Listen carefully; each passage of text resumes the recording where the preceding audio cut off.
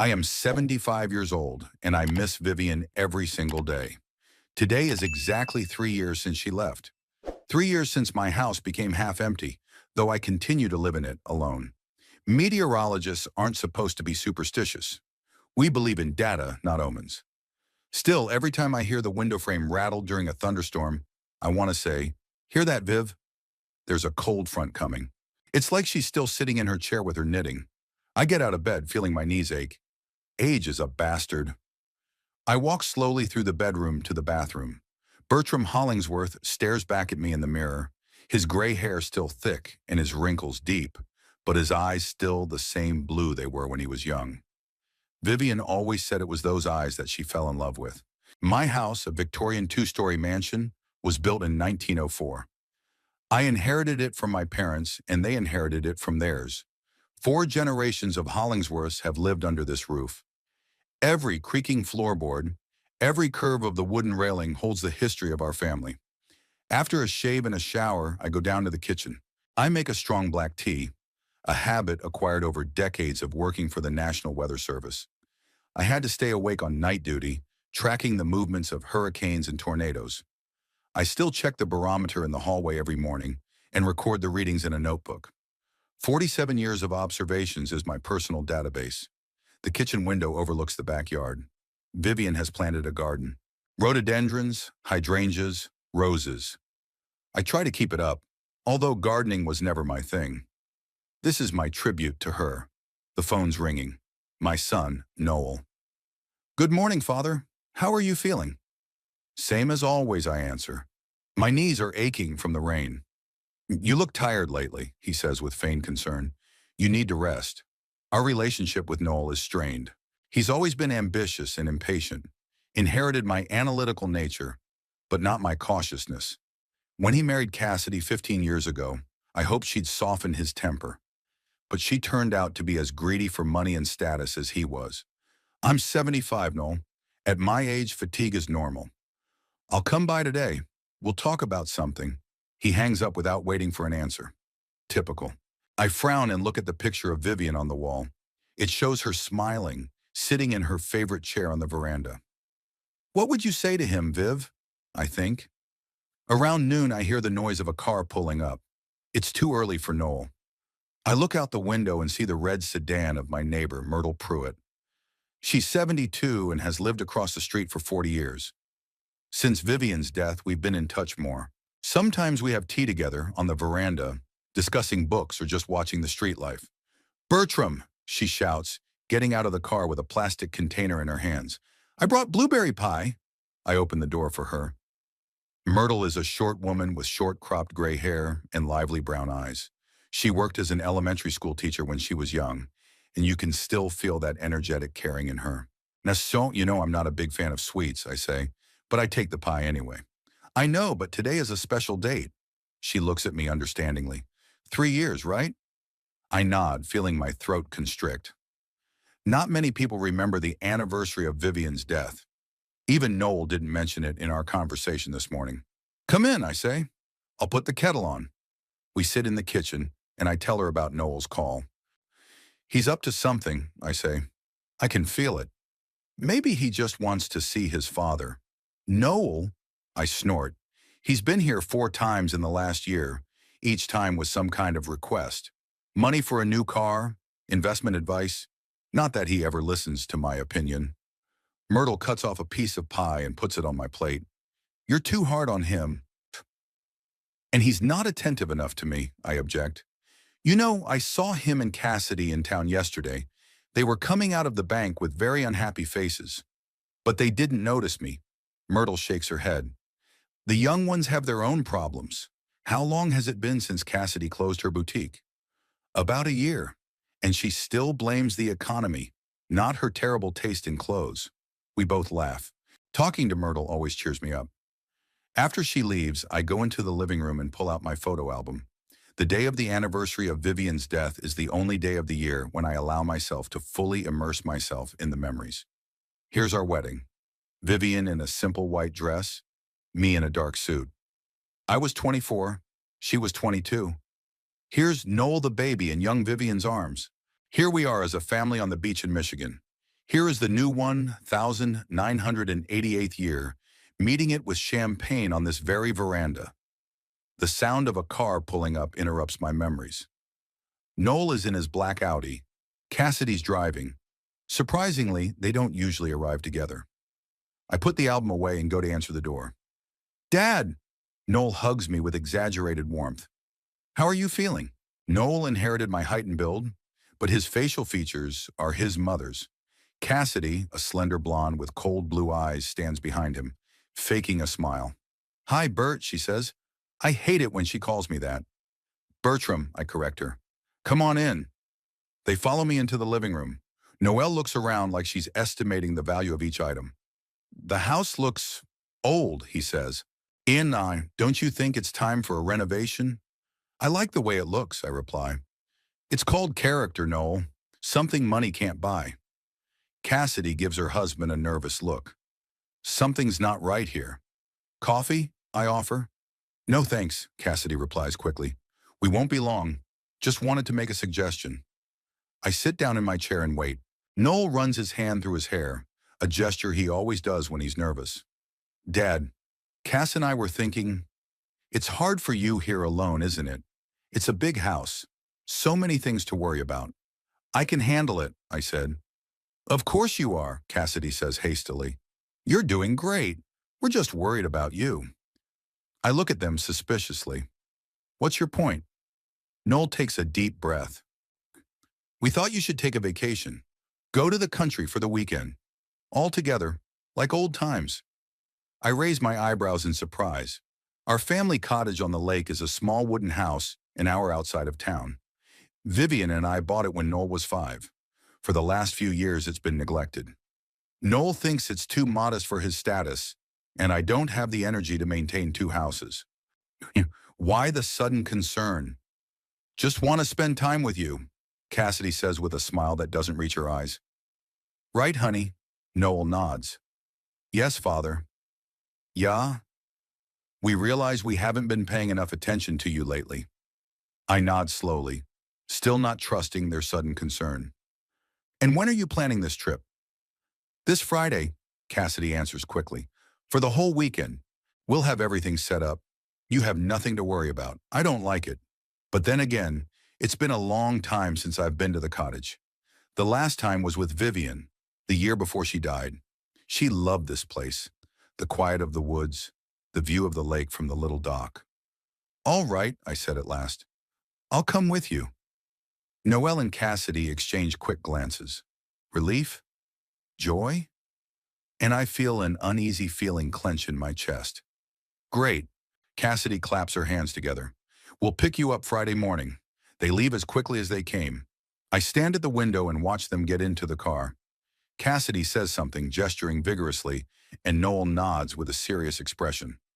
Something's not right here. I can feel it in the air, like a thunderstorm approaching. 47 years of weather forecasting has taught me to trust my intuition. I go upstairs to my office and start checking the papers. The will is in place, in the safe. The deeds to the house, too. Everything's in order, but the anxiety won't let go. That evening I call Mirta.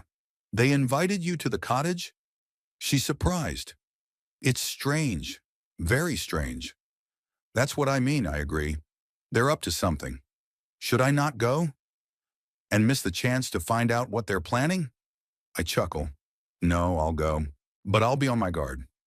After the conversation, I sit on the veranda for a long time. The sun is setting behind the rooftops, coloring the sky orange and pink. Look, Viv, I think. Presto, layered clouds.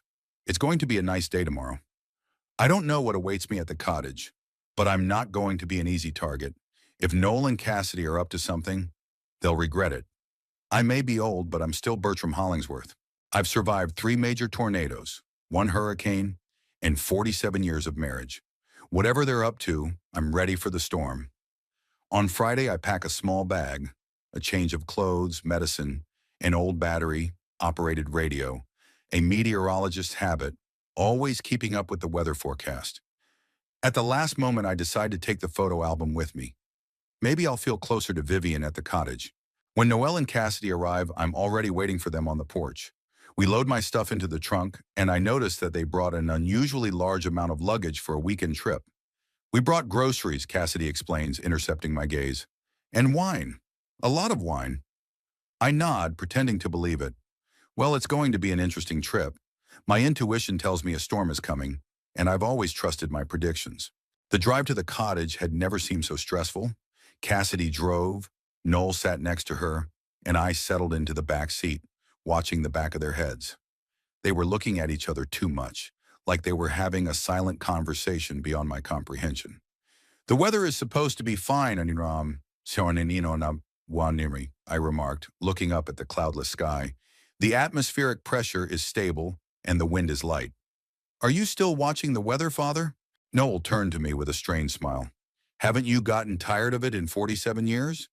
Habit, I shrugged. Weather doesn't recognize retirement. Cassidy giggled a little too loudly. Oh, Bert, you're so funny. I always told Noel you had an amazing sense of humor. I crinkled my nose. In the 15 years we'd known each other, she'd never once commented on my sense of humor. Usually she barely listened when I spoke. Bertram, I corrected her for the umpteenth time. My name is Bertram. Sure, sure, she waved her hand without taking her eyes off the road. I just thought that in a family setting, one might use a more friendly. Noel cast a quick glance at her again, and she nodded slightly. Something was definitely wrong. We pulled off the highway onto a narrow country road leading to the lake. There was a dense forest on either side of the road, mostly oaks and maples whose leaves were starting to turn yellow around the edges. Fall is coming, I thought. Hurricane season. How long ago did you decide to make this trip? I asked casually. Noel hesitated. Last week? Yeah, Monday, I think. Cass and I were talking about how long it had been since we'd spent time together as a family, and she suggested we go to the cottage. Sarata, that's a wonderful idea, Cassidy confirmed with the same fake smile. Family should stick together, especially in these hard times. What hard times? I asked innocently. There was a short pause. You know, Cassidy shrugged. The world is so unpredictable right now. I decided not to push it. Whatever they were planning, it was better to let them think I didn't suspect anything. When we finally pulled up to the cottage, I felt a strange thrill. Vivian loved this place. A small wooden house with a veranda overlooking the lake stood on a small hill. We had bought it when we were young and full of hope for the future. It's where Noel learned to swim, where Vivian and I used to greet sunrises, sitting on the dock with mugs of steaming coffee. The cottage looks neglected, Noel remarked as we got out of the car. He was right. The paint on the walls was peeling, the porch steps were rotted in several places, and the path to the house was overgrown with weeds. I felt a pang of guilt. Vivian would be upset to see the cottage in such a state. I hadn't been here since... I hadn't finished my sentence. We know, Father. Noel put his hand on my shoulder with unexpected sincerity. We miss Mom, too. Cassidy coughed and started pulling bags out of the trunk. Soksho, let's get our stuff in, and then I'll make dinner. Inside, the cottage was exactly as I remembered it. A living room with a Riverstone fireplace, a small kitchen, 2 bedrooms, and a tiny bathroom. It smelled damp and dusty, but underneath those odors, I could still smell the familiar scent of wood and lake water.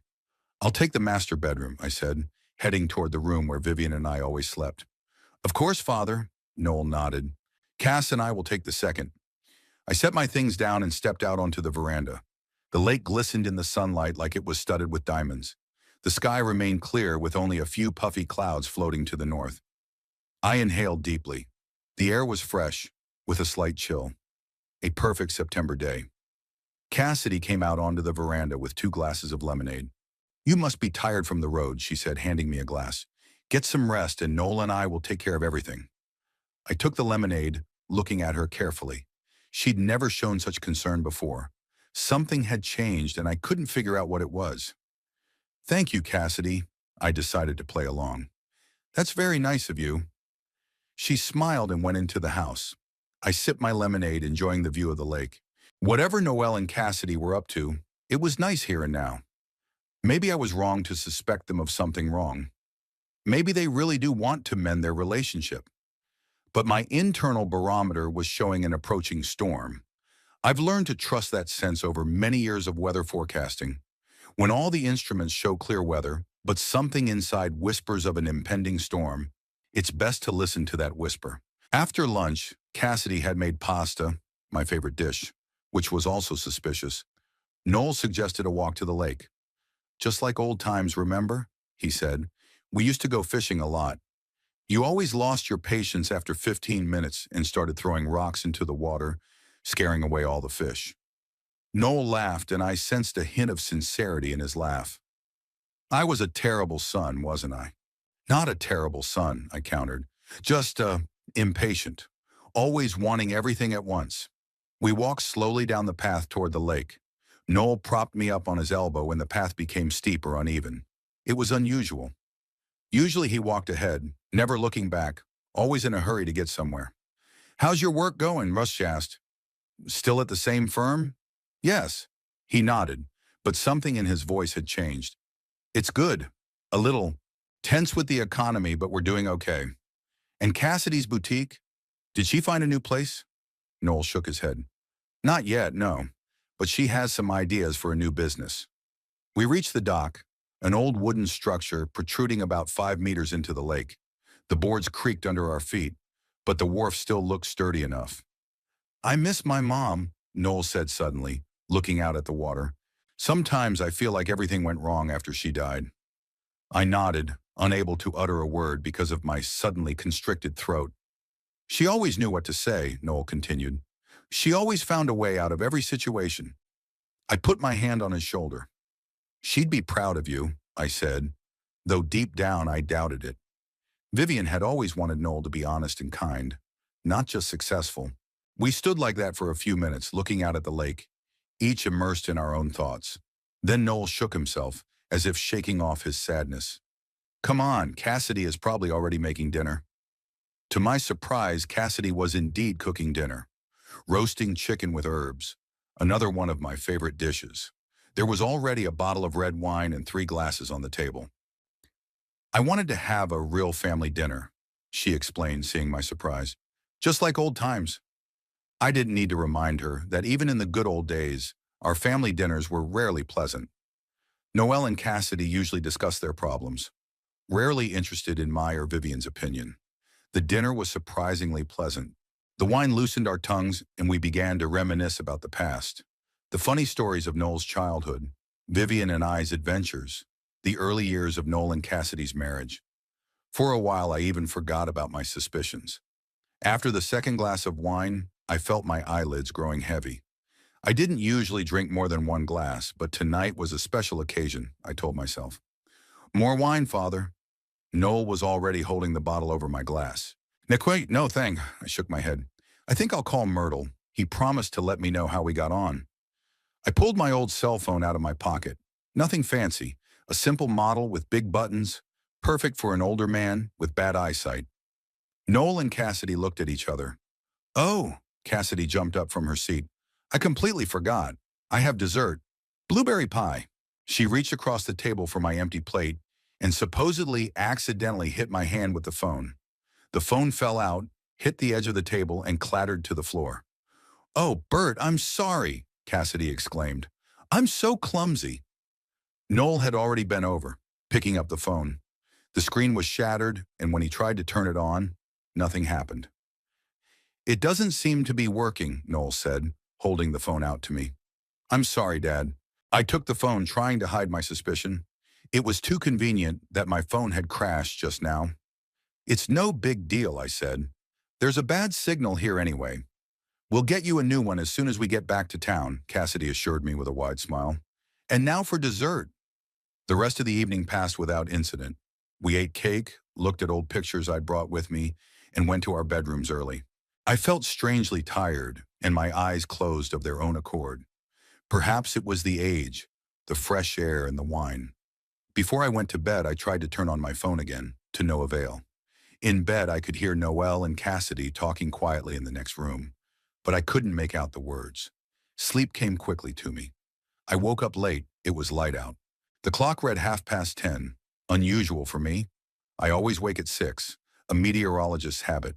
My head felt heavy, and my mouth felt dry. I got up slowly and went into the kitchen. It was empty. No sign of breakfast, no coffee. There was a note on the table, written in Noel's handwriting. Dad, Cass, and I had to go back to town right away. Work called and there was an emergency. There's food in the fridge. Make yourself at home. We'll be back tonight. Noel. I frowned, scrutinizing the note. What kind of work could have required their presence on a Saturday morning? And why hadn't they woken me up to warn me? I walked over to the window. Cassidy's car was nowhere to be seen. They had indeed left, leaving me here alone. The first thing I did was check my cell phone, still not working. Then I looked around the cottage for another phone or radio. Nothing. Even the old TV that once stood in the corner of the living room was gone. I went out on the porch and looked around. The nearest neighbors were about a mile away, and I wasn't sure if any of them were here for the weekend. The season was winding down. It was at least 15 kilometers to town, too far to walk at my age. Back in the house, I opened the refrigerator. There really was food in there. Milk, eggs, cheese, leftovers from last night's dinner. At least they weren't planning on starving me. I made myself some coffee and sat down at the table, contemplating the situation. They were up to something, that much was obvious. The broken phone, the sudden departure. I've been deliberately isolated here. The question is, why? I remembered our conversation before we left. Noel was asking about home renovations. Cassidy wondered if it was hard for me to live alone in a house this big, and their financial problems. Noel admitted that work was stressful, and Cassidy's boutique never reopened after closing. I started wandering around the cottage, trying to find the car keys. Maybe they left a spare set. I checked all the drawers, cupboards, even looked under the mats. Nothing. When I went outside, I found that the shed where the tools were kept was locked with a lock that hadn't been there before. A sudden thought made me go back into the house and check the doors and windows. The front door opened normally, as did the back door. But when I tried to open one of the windows, it wouldn't budge. It was boarded up from the outside. Same with the rest of the windows. I wasn't just left at the cottage, I was locked in. Not completely, of course. I could get out through the doors, but then what? No transportation, no communication, 15 kilometers from the city. At my age, such a walk could end in an ambulance at best. I went back out onto the veranda and sat down in the old rocking chair. I had to get my thoughts together and figure out what to do next.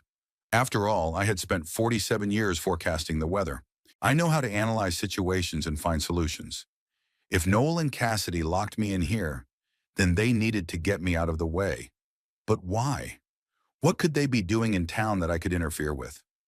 I remembered their strange behavior before the trip, the questions about the house, the sudden concern, and that feigned interest in my well-being. Well, until I can figure out their motives, I need to concentrate on getting out of here. Neighbors are the first option, but the nearest house is at least a kilometer away, and there's no guarantee there's anyone there. Besides, the road went through the forest on an uneven path. The second option was to wait for them to return. But what if they didn't return today? What if their plan involves a longer isolation? I wasn't used to inaction. Deciding to check at least the nearest houses, I went outside and slowly made my way along the road leading to the neighboring cottages. My legs ached, my knees protested against such a load, but I stubbornly went forward. After about half a kilometer, I saw a small house with a red roof, but it looked abandoned. The windows were closed with shutters. The path was overgrown with weeds. As I continued on my way, I noticed another cottage, bigger and newer than mine, with a large veranda. To my relief, there was a car in the driveway. Gathering the last of my strength, I quickened my step. In the yard of the dacha, a man in his 50s was chopping wood. He looked up when he heard my footsteps. "Good morning," I said, trying not to show how hard this walk had been for me. "I apologize for disturbing you, but I've run into some trouble. My son and daughter, in-law, are in town, and my cell phone is broken. Could I use your phone to contact them?" The man put the axe away and wiped the sweat from his forehead. "Sure," he nodded. "Come on in. My name is Roger Baker. Bertram Hollingsworth." I held out my hand. "I'm very grateful for your help." We entered the house and Roger pointed to a telephone on the kitchen wall. "Use it. Would you like some coffee?" "I'd love some." I nodded gratefully. I dialed Myrtle's number, hoping she was home. After the third ring, she picked up. "Hello? Myrtle, it's Bertram." "Bert," she exclaimed. "How was your vacation?" I told her briefly about the situation, trying to speak calmly so as not to attract Roger's attention. Myrtle listened without interrupting, and then she said, "Bert, I think you need to get back to town as soon as possible. Emma from the real estate agency just came by, asking if I knew where you were. Said she saw Noel and Cassidy with some people outside your house." I felt a chill go down the back of my neck. Something was wrong. "Could you come get me?" I asked. "I'm at the cottage, but I need help getting back." "Sure," Mirta answered without hesitation. "Dictate the address." I dictated the address and arranged for Mirta to come as soon as possible. Then I thanked Roger for his help and coffee and told him I'd go back to my place. A friend would pick me up soon. "Is there a problem with your son?" Roger asked as he walked me to the door. "I hope not," I replied. "Just a little misunderstanding." I walked slowly back to my cottage, thinking about the situation. What could Noel and Cassidy be doing at my house with strangers? And why was the realtor looking for me? Back at the dacha, I decided to check Noel and Cassidy's bedroom again, more thoroughly. Maybe I'd missed something, but the room was almost empty. They'd taken all their things. Only in the nightstand drawer did I find a receipt from the Grand Hotel in East Chicago, dated yesterday afternoon. Why would they need a hotel room in their hometown? I continued to wait for Myrtle, sitting on the veranda and looking at the road. The inner meteorologist in me was warning of an approaching storm, and I was ready to meet it in full force. About an hour passed before I saw Myrtle's red sedan coming up the road to the cottage. During this time, I had time to search the house more thoroughly. In the closet, I found Noel's old jacket, in the pocket of which was a crumpled piece of paper with a handwritten phone number. It wasn't Noel's handwriting. It was too neat, too curly, probably Cassidy's. Next to the number was a name, Patterson. But the most important find I made was when, desperate to find something useful, I decided to check the kitchen trash can. Under the scraps of paper and leftover food was an envelope addressed to Noel. I pulled it out, wiped it on a towel, and opened it. Inside were the deeds to my house. Copies, but very good quality. And a draft of the deed, dated today. The amount on the deed made me squeal. 20% below market value. Someone was going to make a good profit on this deal, and it wasn't me. But what struck me the most was my signature in the seller column. Fake, of course, but very similar. Someone had worked on it. The thought flashed through my mind. Cassidy's hand.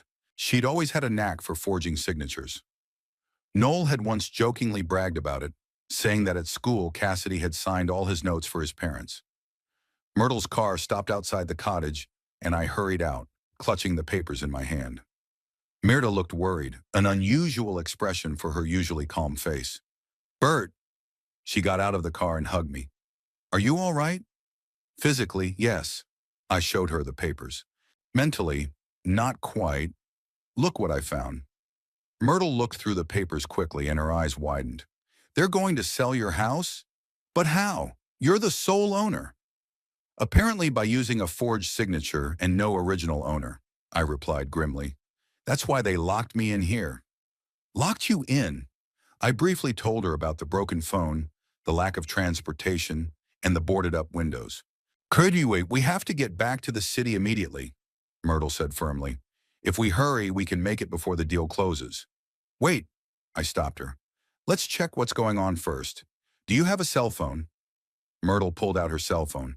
"Call this number." I handed her a slip of paper with Patterson's number on it. "Identify yourself as my secretary. Tell her Mr. Hollingsworth is running late, but asked me to confirm the time and place of the meeting." Myrtle raised her eyebrows in surprise, but nodded and dialed the number. After a short conversation, she disconnected the phone and turned to me. "It's the lawyer. He says the meeting is scheduled for 4 o'clock this afternoon at your house. It's a real estate transaction. He asked if everything was okay with the documents you're supposed to bring." "What documents?" "He didn't specify, but he said the deal wouldn't go through without them." I looked at my watch. It was almost 2 o'clock. "We have to hurry. There's one more thing." I hesitated. "You don't happen to know anyone in the police force, do you?" Myrtle smiled. "My grandson Oliver is an officer with the East Chicago Police Department. Do you think we'll need his help?" "I'm sure we will." I patted the envelope of documents. "There's enough evidence of fraud in here. Call him." While Myrtle called her grandson, I gathered all the evidence I'd found into one envelope and took a photo album. There were pictures of the house and title deeds that might come in handy. Then we got into Myrtle's car and headed into town. The drive took about 40 minutes. During that time, Myrtle told me everything she knew. Emma, you know, that realtor from Maple Street, saw Noel and Cassidy with some big man at your house this morning. They were showing him the house, and he seemed very interested. Emma found that odd because she knows the house belongs to you, not Noel. She asked me if I knew anything about it. What did your grandson say? Oliver agreed to meet us at your house at 3:30. He said he couldn't arrest anyone without direct evidence of a crime, but he could attend to ensure order. I nodded. That should be enough. Do you think they suspect I've escaped yet? I asked. It's possible, Myrtle shrugged. Some, but even so, they don't expect you to show up with the police and proof of their fraud. I looked out the window at the landscape whizzing by. Trees were replaced by fields, fields by suburban homes. Soon we would be in East Chicago. There were conflicting feelings inside me. Anger at Noel and Cassidy, disappointment in my own son, determination to stop them, and somewhere deep inside, the pain of betrayal. But I suppressed those emotions. This was no time for sentimentality. I needed to act rationally the way I always did when forecasting the weather. Analyze data, assess probabilities, make decisions. It was almost 3 hours and 30 minutes when we pulled up to my house. There were two unfamiliar cars in the driveway, a black Mercedes and a silver Lexus. My house, usually quiet and peaceful, looked lively today. We stopped across the street, determined to wait for Oliver. He showed up at exactly the right time. A tall young man in a police uniform with a serious expression but kind eyes. Grandmother, he hugged Myrtle, then shook my hand. Mr. Hollingsworth, pleased to meet you, though the circumstances are not the most pleasant. I summarized the situation and showed him the documents I'd found. Oliver scrutinized them carefully. So, Robert, there are indeed signs of fraud here, he said. A forged signature, an attempt to sell the property without the owner's consent. But to press charges, we need to catch them in the act. That's exactly what we're going to do. I looked at my watch. We still have about 20 minutes before the meeting starts. We've worked out a plan. Oliver will go in first, introduce himself as a police officer doing a routine sweep of the neighborhood. He'll assess the situation and signal us when it's safe to enter. Myrtle will stay in the car in case we need to make a quick retreat. I'll go in last, when the deal is in full swing. At 3 hours and 55 minutes, Oliver entered the house. 5 minutes later, he looked out the living room window and nodded to us. It's time, I said to Myrtle. Wish me luck. Good luck, Bert, she squeezed my hand. Show them you can't treat old people like that. I walked slowly toward the house, feeling my heart pounding. But there was no fear, only determination. I climbed the porch steps I had known all my life and opened the door I had never locked. A small group of people were gathered in the living room. Noel and Cassidy were sitting on the couch. Across from them, a distinguished-looking man in an expensive suit and a middle-aged woman with a folder of papers. Oliver stood a little to the side, pretending to check the windows for security. No one noticed my appearance until I spoke. Didn't expect to see me?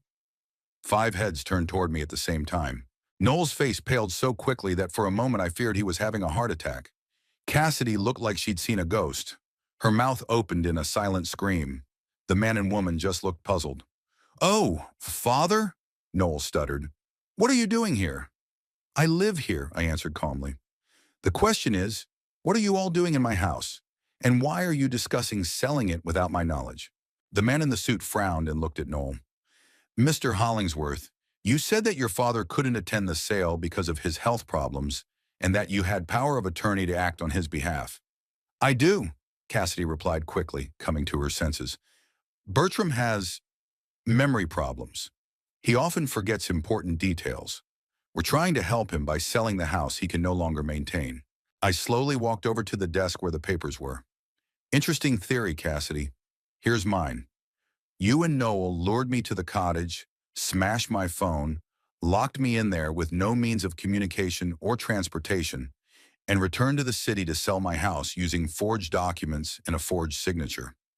I laid out on the table the papers I found at the Dasha. It's a draft of a sales contract with my alleged signature. forged of course. And here are the original deeds to the house, proving that I'm the sole owner and that I never gave Noel power of attorney. The woman with the file, obviously a notary, looked worried. Mr. Patterson, I think we should postpone the transaction until we find out. The man in the suit, apparently the same Patterson, nodded. I completely agree. If there's fraud involved— No fraud! Cassidy exclaimed, jumping up from the couch. It's just a misunderstanding. Bert, you know Noel and I meant well. This big house is too much for you. You can't even say my name right, I said coldly, and I'm perfectly capable of keeping my own house. Noel finally found the strength to speak. Father, listen. We're in serious financial trouble. The firm's on the verge of bankruptcy. Cass's boutique has closed. We're in debt. This house could save us. At the expense of putting a roof over my head? I shook my head. Vivian would be disappointed, Noel. Deeply disappointed. At the mention of his mother, Noel flinched as if struck by a blow. Oliver, who had been silently watching the scene, stepped forward. I think I should intervene. Officer Oliver Pruitt, East Chicago Police Department. We have reason to believe that real estate fraud, a felony with serious penalties, was being prepared here. Cassidy turned even paler, and Noel sank back onto the couch, covering his face with his hands. We didn't mean to, he began. We didn't want me to find out, I finished for him. But I did, and luckily in time. Patterson started gathering his papers. I had nothing to do with this incident. I was told the sale was legal and agreed to by all parties. If you don't mind, I'll leave. Of course, Mr. Patterson, Oliver nodded, but I'll need your certificate for my report. Can we contact you later? Of course. Patterson held out his card and quickly left the house. The notary followed suit, apologizing and referring to another appointment. When it was just the four of us, me, Noel, Cassidy, and Oliver, there was a heavy silence in the room. I stared at my son, trying to figure out how we gotten to this point. How the boy I'd read bedtime stories to had turned into a man willing to betray his own father for money. What now? Cassidy asked in a strained voice. Are you going to sue us? Send us to jail? I sighed. I haven't decided yet, but you can be sure of one thing. You will never set foot in this house again, and I will revise my will. Noel raised his head. His eyes were a mixture of shame, fear, and relief.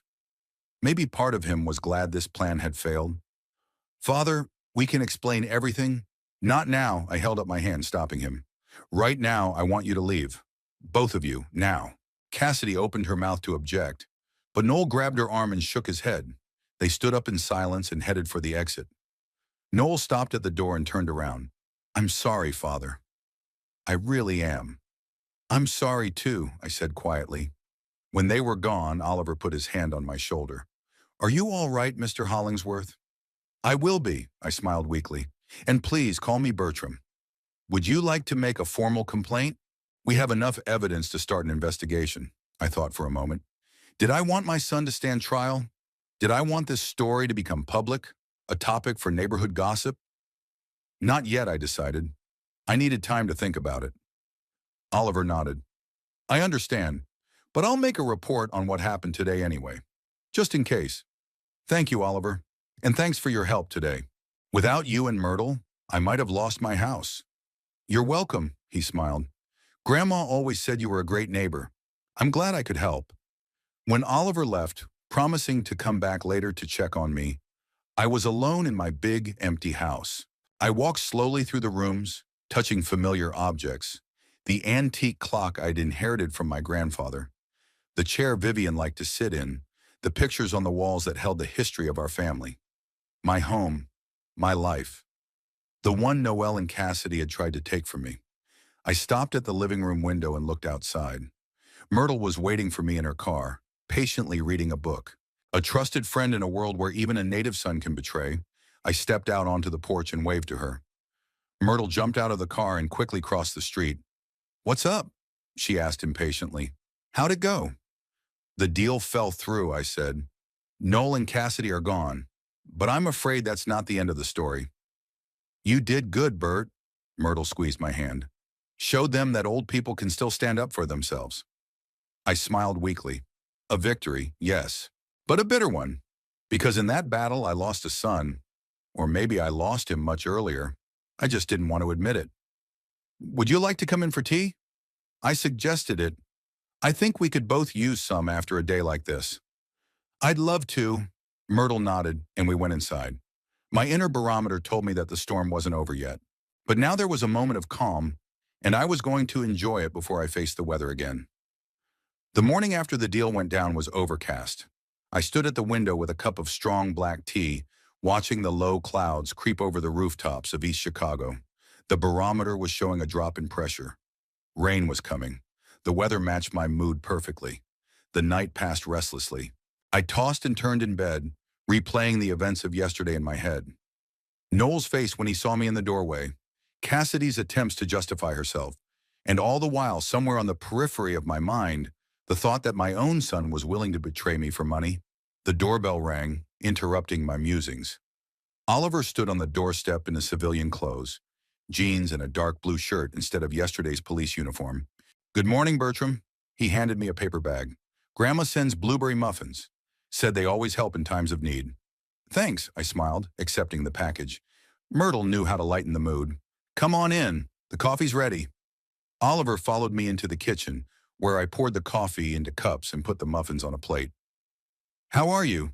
He asked, putting his hands around the cup. I've been better, I answered honestly. But I'll get through it. It wouldn't be the first time life had thrown me a surprise. Oliver nodded, taking a sip of coffee. I made a report on yesterday's incident, he said. I haven't filed it officially yet, as we agreed. But I wanted to talk to you about the legal side of things.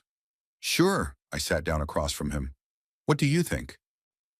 To be blunt, Noel Cassidy's actions fall under several articles of the criminal code. Oliver pulled a small notebook out of his pocket.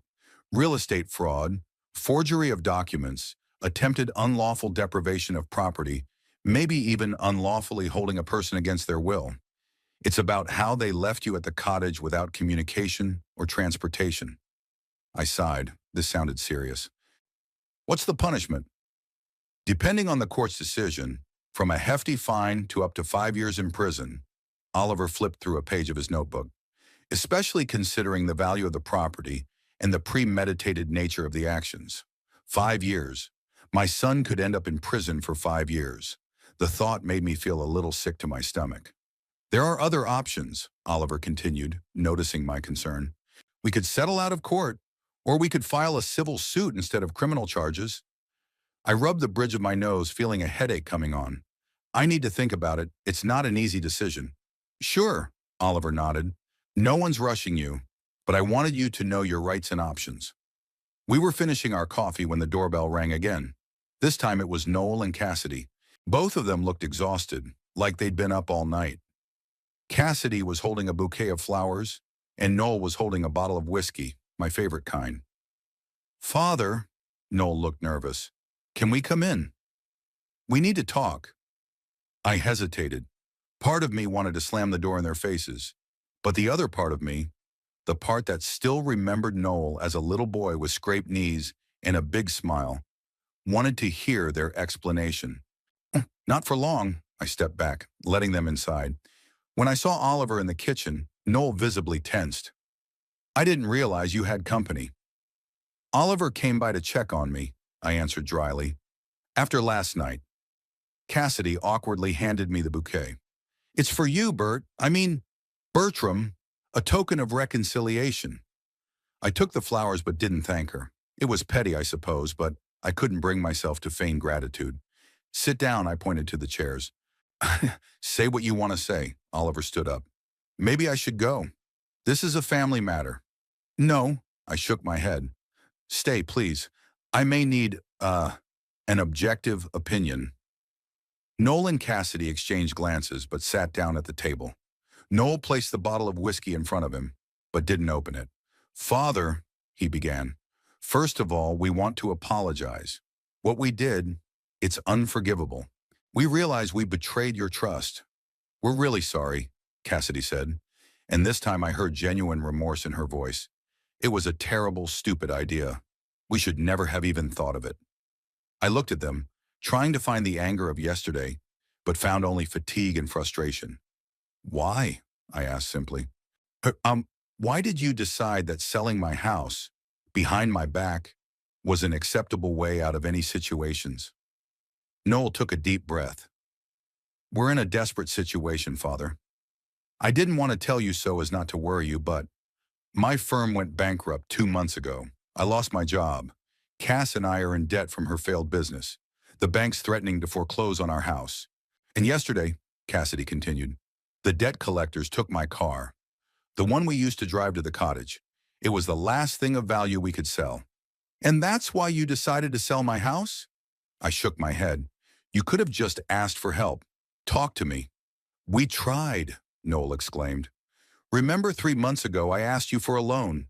You turned me down." "I turned you down a loan for a new car," I clarified. "You didn't say a word about bankruptcy or serious financial problems." Noel lowered his eyes. "I'm proud, you know. I didn't want to admit my failure. And yet your pride didn't stop you from tricking me into trying to sell my house." I shook my head. "Strange selectivity." Cassidy put her hand on her husband's shoulder. "It was mostly my idea," she said.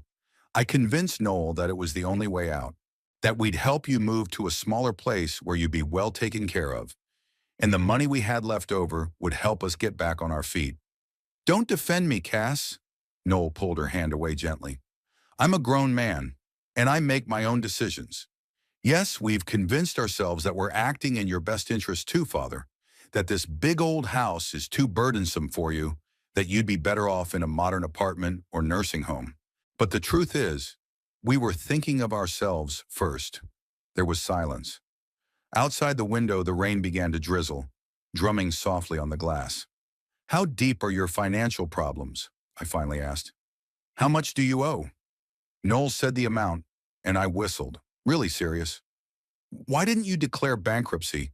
It would have protected you from debt collectors, given you time to regroup." "We consulted a lawyer," Cassidy replied. "Connery. But with our type of debt, it's not that easy. Besides, it would mean losing the house anyway." Oliver, who had been silently listening to our conversation, finally spoke up. "If I may interject, what you are describing is indeed a difficult situation, but that doesn't justify fraud. Do you realize that your actions could have serious legal consequences?" Noel looked up. "We realize that," he said quietly, "and we're prepared to accept the consequences." "Are you ready to go to jail?" I asked sharply, "because that's how this story could end if I apply." Noel turned pale but nodded. "If that's what it takes, then yes." Cassidy sobbed, covering her face with her hands. "Forgive us, Bertram, please. We were out of our minds with despair. That's no excuse, but we're really sorry." I looked at them, two adults driven to despair by their own mistakes and bad decisions. My son and the woman he'd chosen. Part of me wanted to forgive them, to help them. But the other part remembered how they locked me in the summer house, how they smashed my phone, how they forged my signature. "I won't file a police report," I finally said. "Not yet, but I'm also not going to pretend that nothing happened." Noel and Cassidy looked at each other with relief. "Thank you, Father," Noel started, but I held up my hand, stopping him. "I'm not done. I won't press charges on one condition. You will never again attempt to obtain my house or any of my other property without my explicit consent. No document manipulation, no attempts to declare me incompetent, nothing of the sort. If I learn of any such thing, I will immediately contact the police with a full report of yesterday's incident. Is that clear?" They both nodded. "Crystal clear," Cassidy said. "One more thing," I continued. "I want you to leave my house. Now. And don't come back until I invite you myself. I need time to think about this. Decide if we have a future as a family." Noel looked like I hit him. "Dad, please, we can fix this. Give us a chance." "I'm already giving you a chance," I replied. "A chance to avoid prosecution. That's quite a start." Cassidy tugged at her husband's sleeve. "Come on, Noel. Your father's right. He needs space. We've done enough." Noel got up reluctantly. "All right, but Father, know that I am truly sorry, and I will do anything to regain your trust." "Words don't mean much right now, Noel." I shook my head. "I need action." They headed for the door. Noel turned around on the threshold. We'll leave you alone as you ask. But if you need anything, give me a call, please. I didn't answer. When the door closed behind them, I felt a strange relief, as if a weight had been lifted from my shoulders. And at the same time, a deep sadness. Oliver coughed softly, reminding me of his presence. Are you okay? He asked. I'm not sure, I answered honestly. It was harder than I expected. You made the right decision, he said. You gave them a chance to make it right, but you set clear boundaries. That's fair. Fair, I said again. Yeah, I guess so. But somehow it didn't feel satisfying. Oliver put his hand on my shoulder. Because they're your family. No matter what they've done, they're still your family. And it hurts to see them make mistakes like this. I nodded. He was right.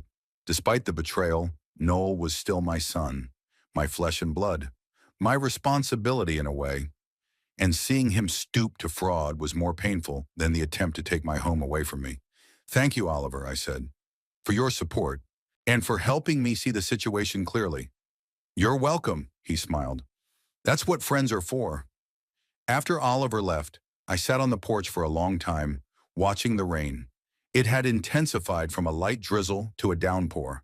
Drops drummed on the roof, dripped down the gutters, puddled on the garden path. I always loved to watch the rain.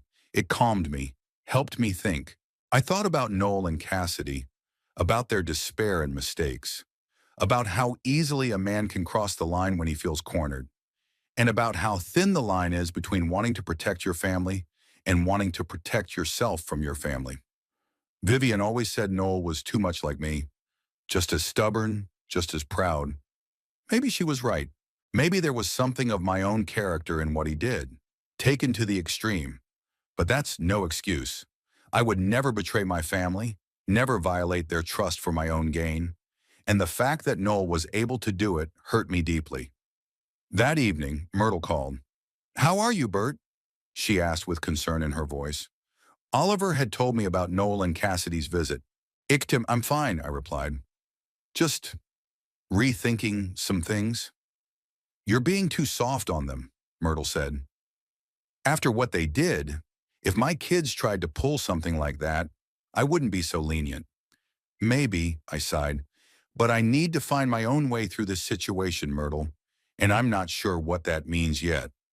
Of course, dear, she softened. You've always been sensible. Just take care of yourself, okay? And remember, you're not alone. You have friends who care about you. Thank you, Myrtle, I smiled, though she couldn't see it. I know, and I really appreciate it. After talking to Myrtle, I went to my office and pulled an old photograph out of my desk drawer. Vivian and I were holding Noel's newborn baby in our arms. Our faces shone with happiness and pride. Such hopes, such dreams we had pinned on this little man. Where did we go wrong? What did we miss in his upbringing that allowed him to grow into a man capable of such treachery? Or is it just life, its unpredictable twists and turns and temptations? I carefully put the photograph back in the drawer and closed it. Some questions don't have easy answers. Sometimes all you can do is accept the situation for what it is and move on. That night I slept better than I expected. Maybe because I made a decision, maybe because I expressed everything I had accumulated, or maybe just because I was emotionally drained. I woke up this morning feeling like a certain phase of my life had ended. I had lost my son, not physically but emotionally. The bond that connected us was, if not severed, seriously damaged. It would take time to see if it could be restored. But I was still alive. I still had my home, my memories, my friends. And maybe that was more important than I'd realized before. I opened the window, letting in fresh air after yesterday's rain. The sky had cleared, and the barometer was showing a rise in pressure. The storm had passed, at least for the time being, and I was ready to face the new day, whatever it brought. It had been a week since the day I'd ruined Noel and Cassidy's plans. A week of silence. No calls, no visits, no attempts to contact me. It was like my son and his wife vanished into thin air. I knew, of course, that they hadn't. They were simply honoring my request to stay away. Still, the silence was strange, unaccustomed. It was as if a part of my life had suddenly disappeared, leaving a void. I sat at the kitchen table that morning, lazily stirring the oatmeal I couldn't bring myself to eat. My appetite was gone along with my sanity. Outside the window, it was raining lightly, the drops dripping down the glass like tears. I thought that the weather accurately reflected my inner state. Gray, dull, dank. I caught myself waiting for the phone to ring, waiting for Noel to call, to apologize again, to try to patch things up. But the phone was silent, and I realized that part of me was still hoping for reconciliation, despite everything that had happened. Family is a strange thing. They can hurt you the worst, betray you the most brutally, and yet you continue to love them, worry about them, hope for the best. Maybe it's a curse, or maybe it's the most human thing about us, the ability to forgive even the deepest wounds inflicted by those we love. I got up from the table, poured the untouched oatmeal into the sink, and went to change. Today I decided to visit Vivian's grave. I needed to talk to her, even if only one-sidedly. She had always been my compass, my rock, and now that I felt lost, I needed at least the illusion of her presence. The cemetery greeted me with silence, broken only by the rustle of rain on the leaves of the trees. Vivian's grave was simple, a modest granite stone with her name, the dates of her life, and the epitaph, "Loved deeply, lived fully." I set down a bouquet of fresh flowers, lilies her favorite, and sat on the bench next to it. "Hi, Viv," I said quietly. "I'm sorry I haven't been here for so long. It's been difficult." I told her everything, about Noel's attempt to sell the house, about the trap at the cottage, about my escape and my dramatic appearance during the deal, about how I'd kicked them out of the house, about how my heart was breaking at the betrayal of my only son. "You would have known what to do," I sighed. "You always knew how to mend bridges, how to heal wounds. And I'm just an old man who's too stubborn to forgive and too weak to break the bond completely." The rain intensified, but I didn't notice it. My thoughts flowed freely as if Vivian's presence, however symbolic, had untied the knots in my soul. "Do you remember when we dreamed of grandchildren?" I asked quietly. "About a big, noisy family gathering at our house for the holidays? What went wrong, Viv? Where had we gone wrong with Noel?" There was only silence in response, interrupted by the sound of the rain. But I didn't wait for an answer. Sometimes questions are more important than answers.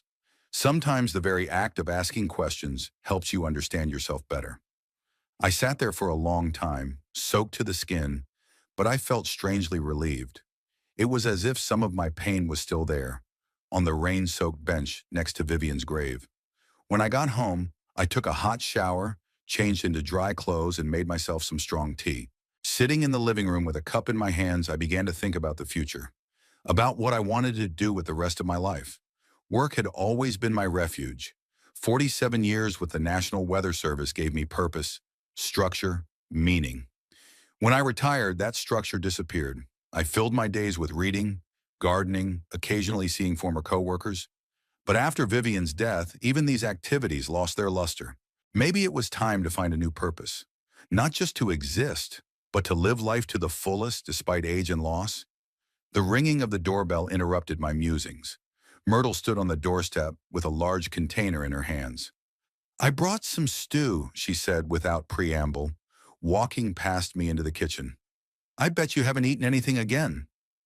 I smiled, genuinely for the first time in a long time. "It's not that bad," I lied. "Or I'll have some stew, though." Myrtle snorted, pulling plates from the cupboard. She knew my kitchen like she knew her own. "You're a terrible liar, Bertram Hollingsworth. Always have been. I can see you've lost weight. And those bags under your eyes tell me you're not sleeping properly." I didn't argue. Myrtle was right, as always. "Thank you for your concern," I said sincerely. "I don't know what I'd do without you." She waved her hand, warming up the stew on the stove. That's what friends are for. Besides, I promised Vivian I'd keep an eye on you, and I always keep my promises." We sat down at the table, and the aroma of the stew suddenly whetted my appetite. I ate the whole plate, then asked for more, to Myrtle's obvious delight.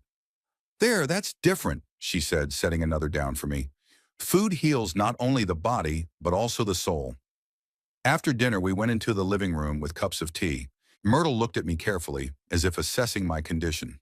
"You've been to the cemetery," she said. Your hair was still damp from the rain. I needed to talk to Vivian. I didn't deny it. She always had a way of clarifying my thoughts. Myrtle nodded understandingly. And what did she say? I smiled a sad smile. Nothing, of course. But I think she wanted me to move on. To not let this Noel situation define the rest of my life? Wise advice, Myrtle sipped her tea. So what do you plan to do? I wondered. I don't know exactly, but I think I need to find a new purpose. Something that will give me meaning beyond memories and regrets. Hmm, Myrtle squinted her eyes. You know, the community center is looking for volunteers for an urban gardening program. They want to teach kids how to grow vegetables, understand nature's cycles. Someone with your background in meteorology would be the perfect mentor. I raised my eyebrows in surprise. I'd never been particularly good with kids, not even with my own son. Nonsense, Myrtle cut him off. You were just too busy working when Noel was little. Now you have time and wisdom. Besides, kids love stories about weather, tornadoes, and hurricanes. You'll be their hero. I laughed, picturing myself as the hero of 8-year-olds. Maybe you're right. I'll think about it. Okay, Myrtle nodded. In the meantime, how about a little walk tomorrow? The rain should be over by morning, and you need some fresh air. I'd love to, I agreed. Maybe to the park and back? Great. She finished her tea and set the cup down. I'll come back at 10. After Myrtle left, I sat in silence for a long time, thinking about our conversation, about the possibility of a new purpose, a new meaning. And for the first time in a long time, I felt a glimmer of hope. The next 2 weeks passed in some new rhythm. Myrtle and I walked every morning, weather permitting. I began helping in the community garden at the center. At first just tending to the plants, but soon I was teaching the children about the connection between weather and gardening. To my surprise, Myrtle was right. The kids listened with their mouths open, especially when I talked about the tornadoes and hurricanes I had observed during my career. I hardly thought about Noel and Cassidy these days. Almost. Sometimes, lying in bed at night, I remembered my son's face as I kicked them out of the house. A mixture of shame, pain, and surprisingly, relief. Like a part of him was glad the plan had failed. I began to wonder if I'd been too harsh on him. Maybe I should have given him a chance to explain himself more fully, to listen, to understand, to help. One morning, as Myrtle and I were returning from a walk, I finally decided to ask her, "Do you think I'm being too hard on Noel? Maybe I should give him a call, try to patch things up?" Myrtle thought for a moment before answering. "I think that should be your decision, Bert. But if you're asking for my opinion," she sighed, "I think Noel and Cassidy should make the first move. They've caused you a serious offense, violated your trust. They should take the initiative in repairing the relationship." I nodded. Her words made sense. But what if they're afraid? What if they think I don't want to see them? Then that shows how little they know you, Myrtle shrugged. Anyone who's spent more than 5 minutes with you knows that underneath your tough exterior is a soft heart. I smiled at her gratefully. Myrtle always knew how to cheer me up. We were approaching my house when I noticed an unfamiliar car in the driveway. A man in a dark suit was standing nearby, obviously waiting for someone. "Mr. Hollingsworth?" he asked as we approached. "Bertram Hollingsworth." "Yes, that's me," I answered warily. "What can I do for you?" He handed me an envelope. "It's a legal notice from the court. Please sign here." I mechanically took the pen and signed the document, feeling my back grow cold. A court notice? What could it mean? The man nodded, got into his car, and drove off, leaving Myrtle and me standing on the path with the envelope in my hands. "What is it?" she asked with concern in her voice. "I don't know." I tore open the envelope and began to read the contents. The further I read, the more my heart clenched. It's a statement to the court from Noel and Cassidy. They're trying to have me declared incompetent. Myrtle gasped, snatching the paper out of my hands. "What? No way! After everything that's happened?" I sank down on the nearest bench, feeling weak in my legs. "They claim that I have memory and judgment problems, that I'm a danger to myself, living alone, that I require guardianship." Myrtle looked over the document quickly, her face growing increasingly angry. "How dare they? You're more collected and clear-headed than most people half your age." I shook my head. still unable to believe what was happening. They're not stopping, Myrtle. First they tried to sell the house behind my back. Now they want to take away my legal capacity. What are they trying to do? The same thing they wanted before. Your house, Myrta clenched her fists. If they prove you're incompetent, the court will appoint a guardian. And guess who the first candidate will be? Noel, I closed my eyes, my own son. And as guardian, he'll be able to manage your estate. Myrtle shook her head, including the house. The pain of this new betrayal was almost physical. I could feel something breaking inside. The last threads that bound me to Noel, to the hope of reconciliation. What am I going to do? I asked quietly. Myrtle lifted her chin resolutely. Fight, of course. We won't let them do it. You're sane, active, engaged in social activities. They don't stand a chance of proving your incapacity. But litigation, it's long, expensive, tedious. I get tired just thinking about it. And you're going to give up? Myrtle looked at me with challenge. The Bertram Hollingsworth I know never gives up without a fight, especially when it comes to what's important to him. She was right, of course. I've always been a fighter, all my life. And I wasn't about to stop now, at 75. You're right, I straightened up. I need a lawyer, a good lawyer. I know one, Myrtle nodded. My friend's son, Edward Simmons, specializes in family law and elder law. I'll call her right away. We entered the house and Myrtle immediately started making calls. I sat in my chair, rereading the court notice. There was evidence of my alleged incapacity, confusion about dates, which wasn't there, forgetting names. I'd always been bad at names ever since I was young, failing to keep the house in order, a blatant lie, and my recent escape from the cottage, which they interpreted as a sign of paranoia and disorientation. It was so ridiculous I would have laughed if it weren't for the seriousness of the situation. They had turned the whole thing upside down, turning their own fraud into proof of my incapacity. Myrtle returned to the living room with a victorious smile. Edward agreed to meet with us this afternoon. He's dealt with cases like this before, and he says we have a strong case. I nodded gratefully. I don't know what I would have done without you, Myrtle. Missing you, obviously, she winked at me. Now let's get ready for the meeting. We need to gather evidence of your competence. Medical records, testimonials from neighbors, documentation of your involvement in community service. Anything that shows you're of sound mind and capable of making decisions. I nodded, feeling energized. Here it was, a new goal, to protect my independence, my life, my home from those who wanted to take them away from me. We spent a few hours gathering documents and compiling a list of witnesses.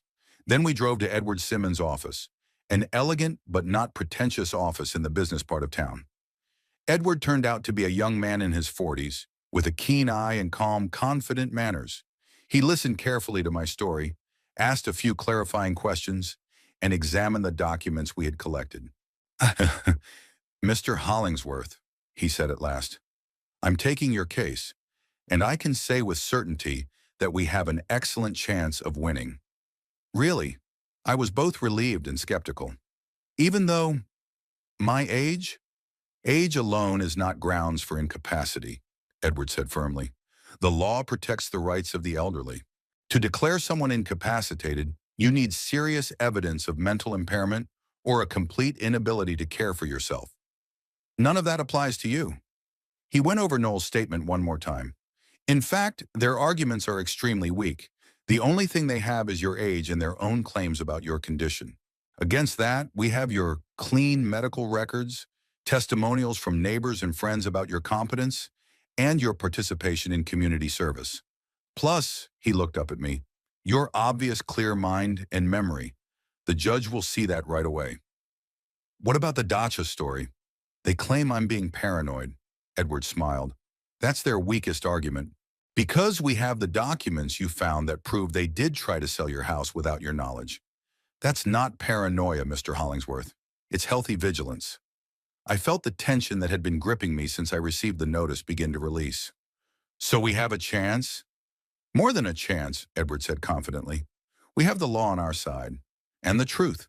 What more do we need to win? When Myrta and I walked out of Edward's office, I felt different. Not broken, not a victim, but a fighter. A man ready to stand up for his dignity and his rights. A man who won't give up without a fight. Are you feeling better? Myrtle asked as we got into her car. A lot, I nodded. You know, it's weird, but I'm almost grateful to Noel and Cassidy. Grateful? Myrtle raised her eyebrows in surprise. Yes, because they made me realize something important. I looked at her. I'm still alive, Myrtle. I'm still here.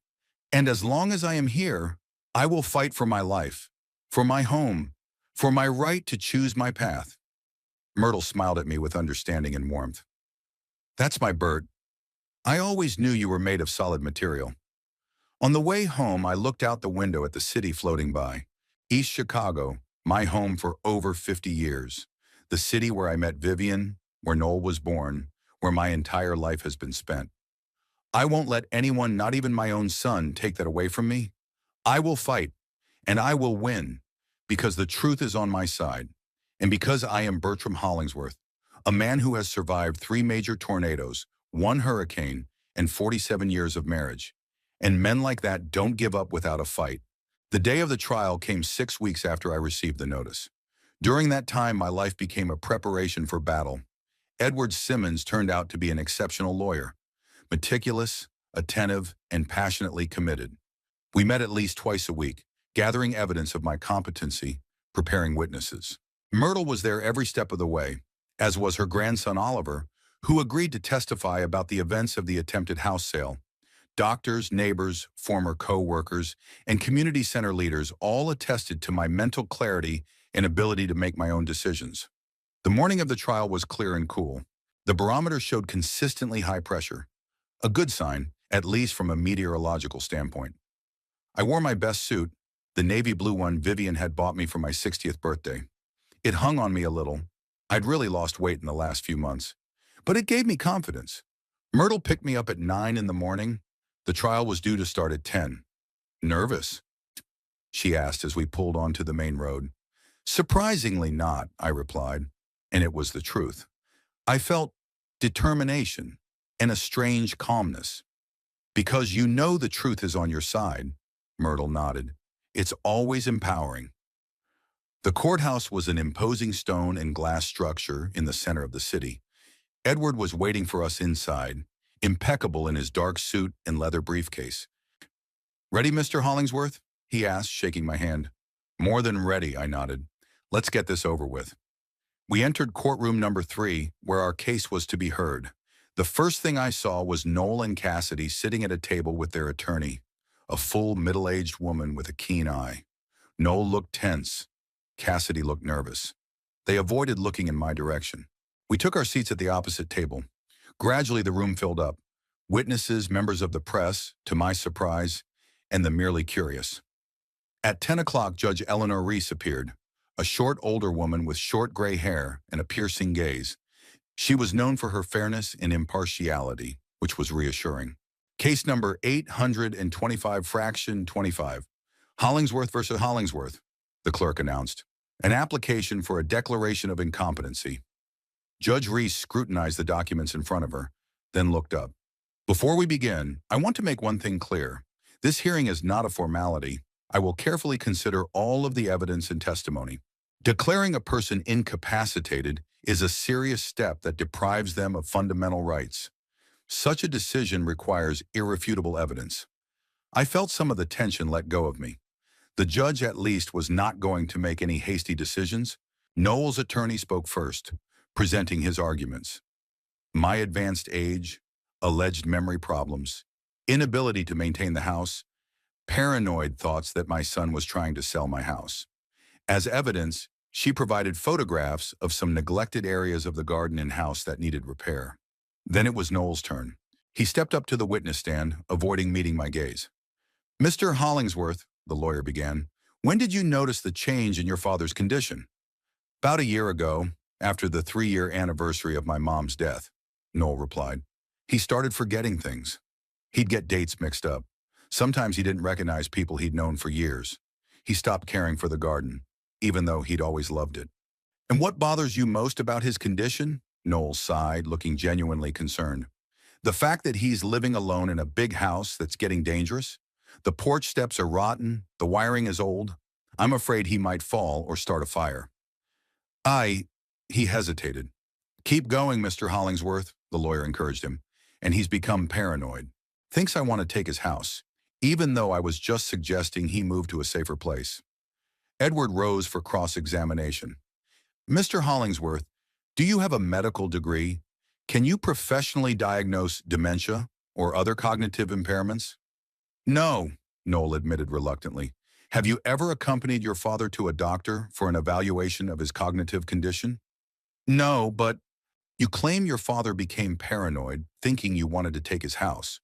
But isn't it true that a month ago you actually tried to sell his house without his knowledge? Noel turned pale.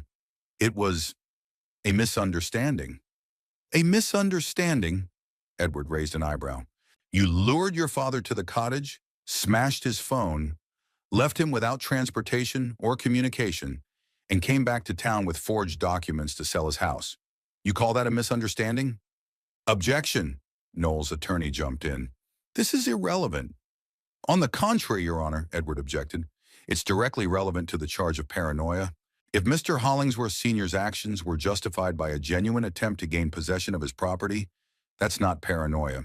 It's healthy vigilance. Objection overruled, Judge Reese ruled.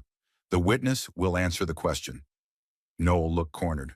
Yes, we tried to sell the house, but only because we wanted to help my dad. This house is too big for him, too much maintenance.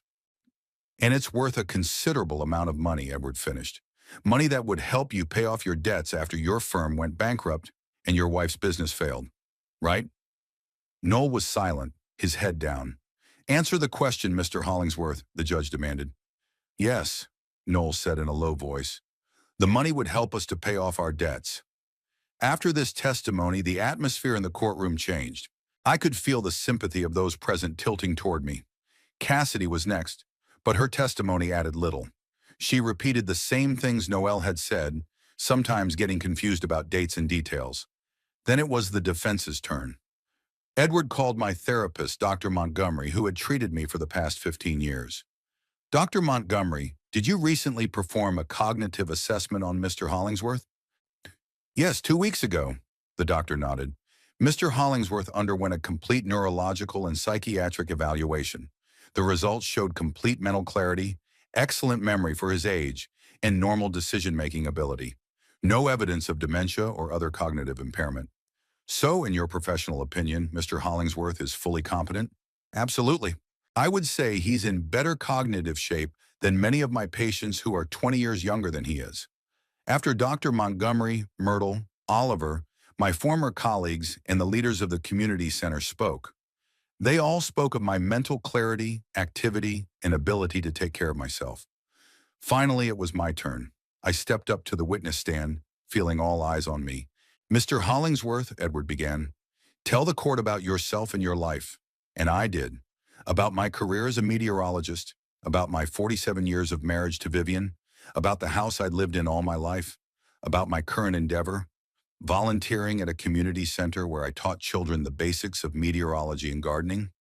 What can you say about the condition of your house? It's old, of course, I admitted. Some parts need repair, but it's safe and habitable. I managed to maintain it, though I sometimes hire help for heavy labor, like anyone my age. Then it was the turn of cross-examination. Mr. Hollingsworth, Noel's counsel began, don't you find it strange that your son, your only close relative, is concerned about you, and you reject his help? I'm not rejecting help, I replied calmly. I reject the attempts to deprive me of my home and independence by deceitful means. There's a difference.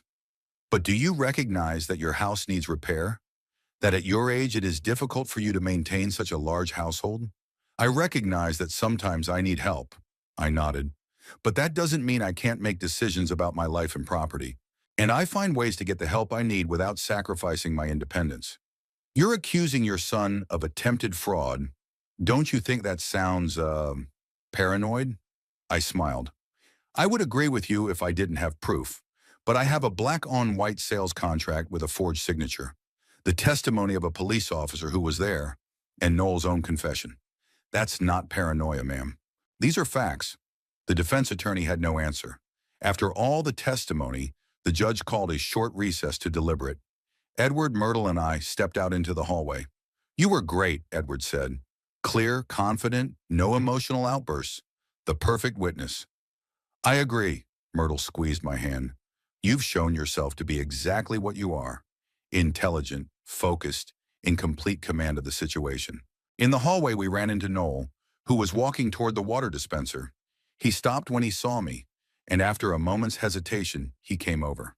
"Father," he began quietly, "may I speak to you privately?" Edward and Myrtle looked at me questioningly. I nodded, and they took a few steps away, leaving Noel and me alone. "What do you want to talk about?" I asked in a neutral tone. Noel looked exhausted, circles under his eyes, a wrinkle between his eyebrows that hadn't been there a month ago. "I want to apologize," he said quietly. I shouldn't have filed that suit. It was the advice of our attorney after the attempted sale fell through. She said it was the only way to get control of the house legally." I stared at him, trying to find a trace of sincerity in his eyes. "And you agreed, knowing it wasn't true? Knowing that I was completely sane?" Noel lowered his head. "I was desperate, Father. Cass and I are on the verge of bankruptcy. The bank's foreclosing on our house in 2 months if we don't pay the debt. And you thought it was better to lose my house than to lose yours? I didn't think about—" He hesitated. "I convinced myself it was for your own good, that you'd be better off in a smaller place, with you gone. But I see now that I was deceiving myself in the first place." He looked up, and I saw tears in his eyes. "I'm asking you to withdraw the suit," I said quietly. "If you're truly sorry, prove it." "I can't," he shook his head. "I signed a contract with a lawyer. If I drop the suit, I'll have to pay her the full amount at once, and I don't have that kind of money, but—" He took a deep breath. "I can admit in court that I was wrong, that you're fully competent." I looked at my son, a grown man, desperate over his own mistakes, but still not ready to fully admit them and take responsibility. "Do what you think is right, Noel," I said at last. "But know that after this trial, our relationship won't be the same. Maybe it won't be at all." Pain flashed in his eyes, but he nodded. "I understand, and I deserved it." When we got back to the courtroom, Judge Reese was already seated. She looked around at those present and began, "After reviewing all the testimony and evidence, I am ready to rule. This case is an attempt to declare Bertram Hollingsworth incompetent based on alleged memory and sanity problems. However, all of the medical evidence, as well as the testimony of numerous witnesses, strongly suggests otherwise, that Mr. Hollingsworth is fully sane, capable of making decisions about his life and property, and actively engaged in community activities." She paused and continued in a sterner tone. "Moreover, there is compelling evidence that the plaintiffs, Noel and Cassidy Hollingsworth, have previously attempted to take possession of the defendant's property by fraudulent means. This calls into question the motive of this lawsuit." Another pause. "I therefore dismiss the petition to declare Bertram Hollingsworth incompetent. Mr. Hollingsworth remains fully capable and retains all rights to manage his life and property. I further order that the plaintiffs pay all court costs, including the defendant's attorney's fees." The banging of the gavel put an end to the case. I felt a great sense of relief and at the same time a strange emptiness. The battle had been won, but at what cost? A complete break with my only son. As I walked out of the courthouse, I took a deep breath of fresh fall air. Myrtle and Edward stood side by side, smiling. "Congratulations, Bertram." Edward shook my hand. "It was a clean win." "Thank you for your work," I nodded. "You were excellent." Myrtle took me under her arm. "So, winner, where to now?" I wondered. Really, where to now? I'd won the right to stay in my home, kept my independence. But what next? Who? Home, I decided. I had to think. I spent the next few days in deep thought. I wandered through the rooms of the old house, remembering my life here. Every corner held memories of my parents, of Vivian, of little Noel. But now that I could look at the situation objectively, I began to realize that Noel was partly right. The house really was too big for one person. It was getting harder and harder to maintain. Maybe it was time for a change, not through pressure or manipulation, but by choice. A week after the trial, I took Myrtle to lunch and shared my thoughts with her. I'm thinking of selling the house, I said, watching her reaction. Really? She raised her eyebrows in surprise. After all you've gone through to keep it? It wasn't about the house, Myrtle, I explained. It was about my right to decide for myself. And now I'm deciding. I want something smaller, something easier to maintain, something that fits my present life, not my past. Where are you going to move to? I saw an ad for an apartment in a new complex near the community center. It's a 2-bedroom, second-floor unit with a balcony. It's got a nice view of the park. Myrtle hesitated. It's near my house. Shenin. I know, I smiled. That's one of the perks. Myrtle blushed like a girl, and it gave me confidence that I was making the right decision. 2 months later, the house was sold, at a good price to a young family with 2 kids. Seeing the little ones running around the rooms where Noel once played was both sad and right. A house should be full of life, not serve as a museum of memories. I moved into a new apartment, which turned out to be exactly what I wanted. Bright, comfortable, easy to maintain. The balcony did have a nice view of the park where I now spent my mornings. It was a 10-minute walk to the community center, perfect for continuing my volunteer work. Myrtle lived 3 blocks away. We started spending more and more time together, walking, going to the movies, cooking dinner for each other. Our friendship gradually grew into something more, though we were both slow to put a name to it.